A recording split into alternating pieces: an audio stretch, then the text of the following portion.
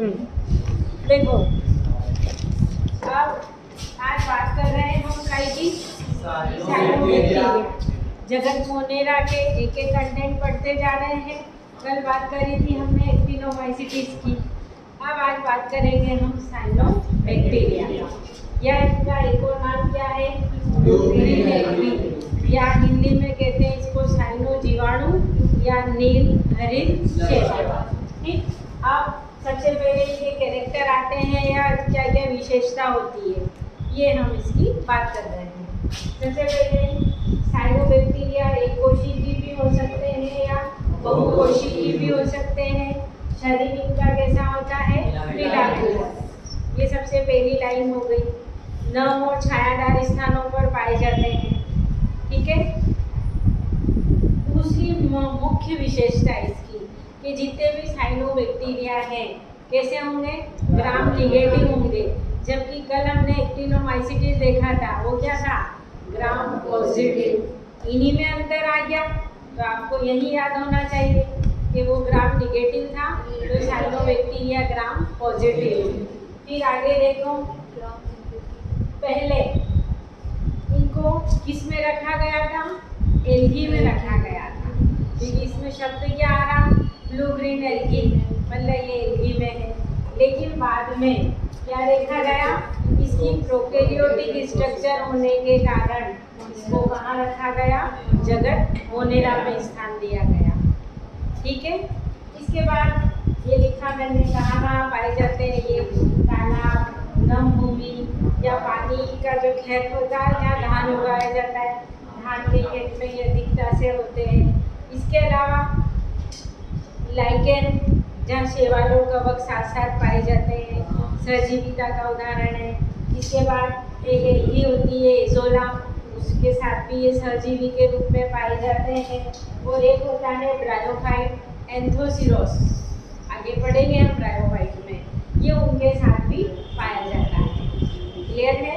इसके बाद देखिए हम इसके मुख्य लक्षण आ गए कि और क्या क्या विशेषता होती है, 4-5 तो लिखिए मैंने शॉर्ट में कि जल, नम, छायादार, पानी से भरे हुए जगहों पर पाए जाते हैं।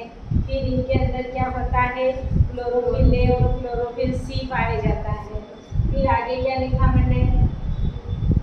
इनकी कोशिका के चारों ओर चिकना म्यूकस का सुरक्षात्मक आवरण पाया जाता है, इसीलिए लिखा म्यूकस लेयर पाई जाती है। और जो गाय की बनी होती है म्यूकोपेप्टाइड की बनी होती है, और इसी के साथ इसमें म्यूकोपेप्टाइड के अलावा और क्या पाया जाता है? पेप्टाइड और ग्लाइकॉन। इसकी बात हमने पहले करी।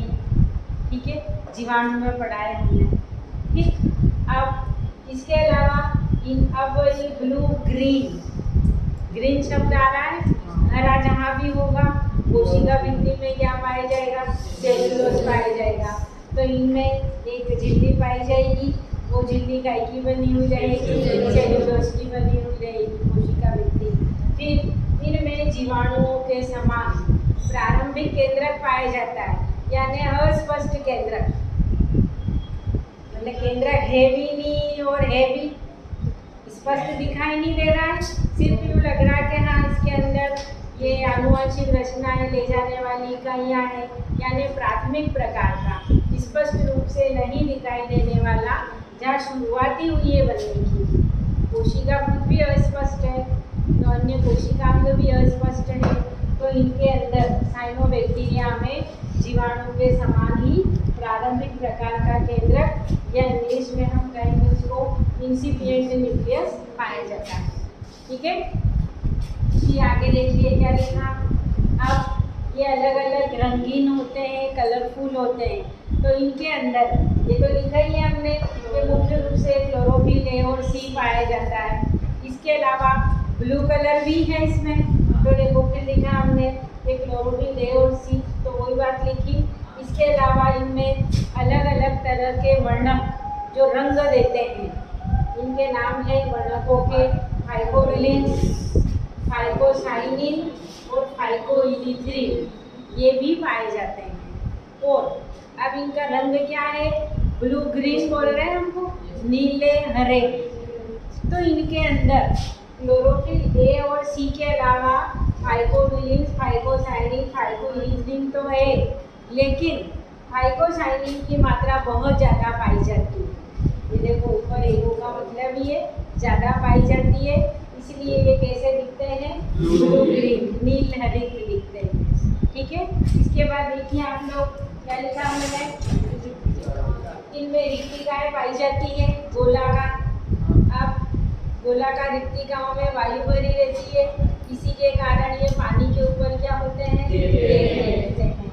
फिर आगे मैंने लिखा है कि इनमें जीव है तो लैंगिक अलैंगिक जनन होना चाहिए, लेकिन यहाँ पर क्या है? प्रजनन अंगों का क्या होता है? अभाव होता है।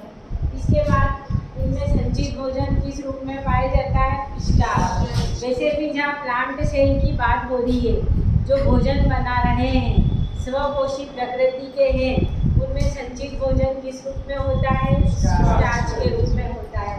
फिर इनमें विशेष प्रकार की कोशिकाएं पाई जाती हैं, जिनको हेटेरोसिस्ट कहते हैं। ये विशेष प्रकार की हेटेरोसिस्ट कोशिकाएं क्या काम करती है? नाइट्रोजन का फिक्सेशन करती है, स्थिरीकरण करती है। फिर इनमें जो प्रजनन है, विशेष प्रकार की गोलाकार रचनाएं बनती है, उनके द्वारा होता है। और वो रचनाएं कौन सी है?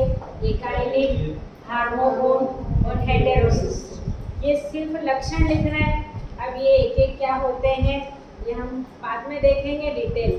फिलहाल हमने अभी क्या देखना है कि साइनोबैक्टीरिया क्या होते हैं और इसके विशेष लक्षण कौन से हैं, प्रमुख कैरेक्टर। फिर इसके बाद कर लिए हमने सारे लक्षण पढ़ लिए। अब हमको उदाहरण भी तो लिखना रहेंगे। ये लिखे मैंने लास्टॉक, एनाबिना, ओसिलेटोरिया, स्पाइरुलिना, ये सारे क्या होते हैं? साइनोबैक्टीरिया। कोई दिक्कत इसमें? समझ में आया?